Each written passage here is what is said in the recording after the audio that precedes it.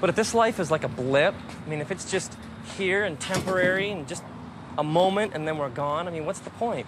What's the purpose to all this? You see, some people divide reality up into chunks. There's like this life, the life that you and I know, and then we'll die and we kind of start over somewhere else. There's this chunk of reality, and then there's like another chunk out there somewhere after this place. And so what happens is we end up falling into this belief that somehow we'll just start over, that I'll just end up when I die in some new world, and then I'll get a new driver's license and a change of address, and then I'll just kind of start over with a blank slate, and we'll see what it's like and figure it out from there. Maybe religious people sometimes are guilty of pushing this kind of view.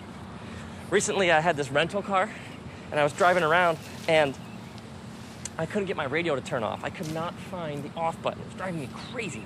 And I ended up listening to this Christian radio preacher, a really well-known personality, and he was talking about the end of the world, essentially, and he was saying that Jesus is going to come back and is going to fix this place, and that some great things are going to happen someday. And so the point of the message, what I could gather, was that to be a Christian was to be hoping and waiting for that day. I need a God who's now. I need a God who teaches me how to live now. I need a faith that's about today, that helps me understand the world that I live in today.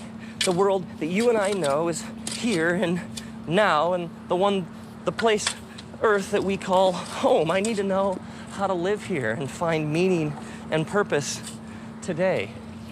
This is my understanding of Jesus' message. My understanding of Jesus' message is that he teaches us to live in the reality of God now, here, and today. It's almost as if Jesus just keeps saying, change your life. Live this way. I mean, where does beauty come from?